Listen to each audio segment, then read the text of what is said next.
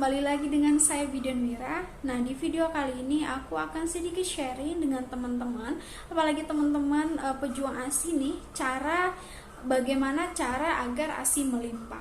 Nah, di sini teman-teman yang pejuang ASI pasti ingin tahu kan, dia pasti merasakan sangat berat untuk memperjuangkan ASI agar bisa produksinya melimpah ya teman-teman.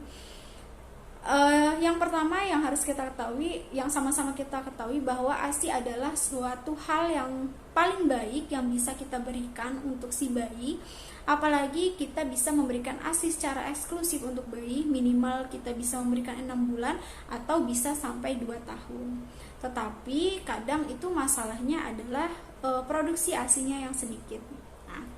Sehingga nggak usah khawatir. Di sini ada beberapa tips yang bisa aku berikan. Yang pertama itu caranya agar ASI kita melimpah, yaitu kita bisa memijat pada bagian payudara kita. Jadi sehari boleh 2-3 kali kita pijat di bagian payudara secara perlahan agar kelenjar-kelenjar payudara itu membesar, membuka menjadi lebih lebar sehingga produksi ASInya nanti akan menjadi lebih banyak. Yang kedua yaitu makan makanan bergizi. Nah, ini juga perlu. Jadi teman-teman harus banyak makan sayur, banyak makan buah, banyak makan lauk, dan porsi makannya pun ditambah. Ibu yang sedang melakukan ASI kepada bayi, yang memberikan ASI pada bayinya, tidak boleh melakukan pantangan makanan. Maksudnya harus makan semua makanan agar produksi ASInya baik. Jadi nggak boleh pantang-pantang makanan ya teman-teman. Boleh makan apa saja yang tidak menyebabkan teman-teman alergi. Lalu boleh minum susu kacang-kacangan, misal seperti kacang almond. Kan sekarang banyak tuh susu-susu yang terbuat dari kacang almond. Itu juga bisa menjadi ASI booster atau bisa merangsang ASInya produksi menjadi melimpah. Atau boleh kacang almondnya dicemilin, dimakan seperti biasa teman-teman. Lalu yang ketiga itu teman-teman tidak boleh panik. Jadi biasanya terjadinya seperti ini. Ada beberapa wanita yang saat melahirkan ASInya tidak langsung keluar gitu. Ada yang dia setelah sehari, ada yang setelah 2 hari, ada yang setelah bayinya merangsang setelah dihisap. Tetapi kadang dari keluarga itu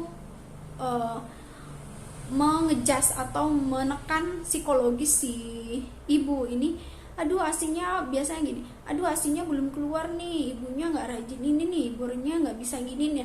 Itu kadang membuat si ibu yang baru melahirkan ini menjadi lebih panik. Sebaiknya teman-teman jangan panik, karena ada juga wanita yang setelah melahirkan tidak langsung keluar ASInya, tetapi ASI itu bisa keluar setelah mendapatkan rangsangan atau hisapan dari si bayi. Jadi walaupun bayi ASInya belum keluar, sehari belum keluar, 2 hari belum keluar, itu tidak usah panik. Bayi teman-teman tidak akan kelaparan. Karena sebenarnya saat bayi lahir, dia mempunyai cadang makanan 2-3 hari dari dalam perut, dari dalam saat di kandungan. Jadi teman-teman gak usah panik. Karena biasanya walaupun ASInya belum keluar, tapi tetap harus dilakukan rangsangan hisap. Jadi tetap harus disusuin bayinya, tetap harus dikasih ASI agar nanti si hisapan bayi itu merangsang agar produksi ASInya keluar. Nah, lalu yang ketiga itu frekuensi menyusui. Nah, jadi gini, semakin sering teman-teman menyusui si bayi, maka produksi ASInya semakin meningkat. Karena yang merangsang produksi ASI itu salah satunya yang berpengaruh paling besar itu adalah hisapan si bayi. Jadi semakin sering kita memberi ASI pada si bayi kita, maka produksinya akan semakin berlimpah. Minimal boleh 1-2 jam sekali, atau minimal 2 jam sekali bayinya harus disusuin. Nah, kadang ada bayi yang malas untuk bangun. Jadi teman-teman kadang ada bayi yang tidur tidak bangun-bangun. Jadi menyusui itu tidak harus bayinya bangun. Nah, misal bayi teman-teman tidur terlelap, tidurnya nggak bangun-bangun, misalnya dari pagi tidur terus malas untuk bangun, kita lihat jam. Apabila sudah lebih dari 2 jam atau sudah 2 jam, sebaiknya bayinya dibangunin. Atau kalau bayinya tidak bangun, boleh puting susu teman-teman ditempelkan ke mulut bayi. Nanti akan biasanya secara otomatis bayi itu akan menghisap. Nggak apa-apa, bayinya nyusu sambil tidur. Jadi gitu ya caranya teman-teman. Jadi tidak harus nunggu si bayi bangun, tetapi kitanya yang harus lebih aktif. Kitanya lihat jam, oh udah 2 jam nih bayinya tidur terus belum bangun, jadi sebaiknya kita bangunkan. Tapi kalau bayinya tidak bangun, maka kita rangsang dengan cara menempelkan puting susu ke mulut bayi agar si bayi refleks menghisap ASI tadi. Lalu yang selanjutnya itu cara menyusui. Nih bayang teman-teman di sini pasti cara menyusuinya masih bingung. Bagaimana sih cara menyusui yang benar? Cara menyusui yang benar adalah hisapan bayi itu tidak hanya menghisap puting susu saja, tetapi menghisap pada bagian puting susu. Puting susu itu harus masuk semua, lalu menghisap ke bagian areola atau bagian hitam-hitam di sekitar puting susu. Nah, itu harus masuk semua ke mulut bayi. Itu cara yang benar, karena kalau misalkan caranya salah, otomatis daya hisapnya pun tidak sempurna ke payudara kita dan akan menyebabkan nanti putingnya lecet, puting teman-teman lecet. Jadi cara menyusui yang benar adalah puting susunya masuk semua ke mulut bayi sampai ke bagian areola atau bagian hitam pada payudara kita. Lalu yang paling penting ini adalah dukungan keluarga.